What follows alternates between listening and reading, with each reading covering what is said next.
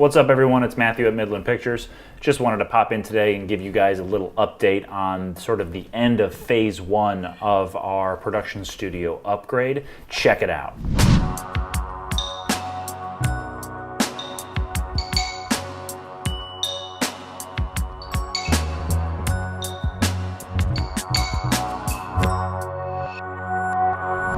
Thanks for watching everyone. We're doing a quick video today just to show you sort of what the phase one wrap up is of the production studio upgrade that we did. There were 3 other videos that we did showing some studio upgrades. We wanted to create a space that let us film some YouTube videos that was a little bit more controlled, easier to light, better for gear storage, better for sound. We still have a lot of work to do, but we made quite a bit of progress at the end of this winter. And now that we're shifting into the summer season, we're probably going to focus a lot more work in other areas. But we at least got this phase one done, and we're ready to start using the space for interviews, YouTube videos, some of the shows that we have going on, some of our gear storage, and really just have the space be available to the production company to use. It used to be personal storage for the family because my studio is in my home. But we wanted to really make sure that we could use it for video purposes, and it's worked out great so far. So I'm just going to give a quick little tour and show you guys around, outline some of the things that we did and how they turned out. So check it out. Thanks for watching. Here we go. All right, so we're in the studio, and I wanted to show you guys a little bit about what we've done to finalize some of the phase one updates to the studio space. So you can remember from the other videos, we did some drywalling, we hung some curtains, we did some reorganization, just some things that made the space a little bit easier to work in. So I'm just gonna flip the camera around and show you guys some of the stuff we did and give you an idea of everything that's been going on. So this is looking back. I got some lights up so we could get some light in here. That's one thing we need to work on, is better lighting. We drywalled this wall here and this wall back in here by that storage closet. And then on this wall we hung up all these curtains here. These are just to deaden the sound a little bit. These aren't true sound curtains or sound blankets, but I thought that they would do a good job of deadening some of the sound, especially with the furnace and air conditioner and all that.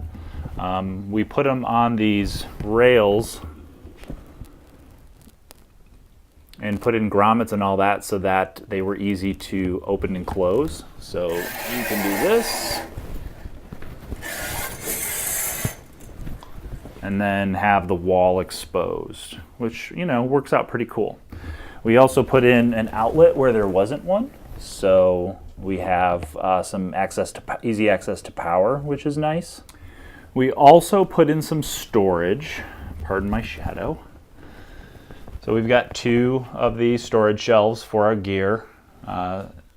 This table's only temporary. We're trying to figure out something that we can do with the table because it's just, I don't know, it's just not the best way to do this.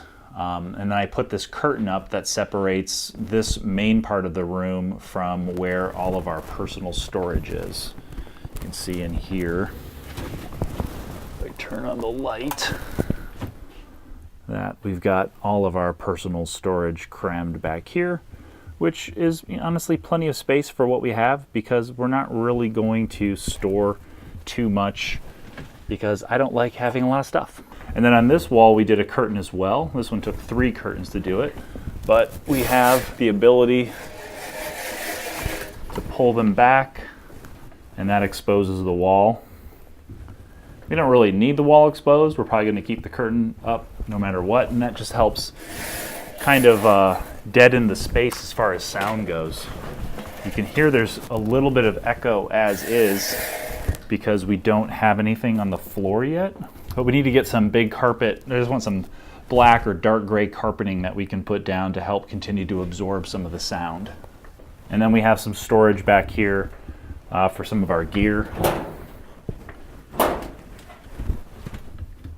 Pretty straightforward, just like our archives, cables, extra hard drives, office equipment, stuff like that. This could probably use a little bit more organization. So that's really the gist of what we did in this space. Those videos covered a lot of the improvements that we made, and I hope you guys enjoyed them. If you haven't seen them and you're watching this for the first time, you can check back on the other videos to look at those.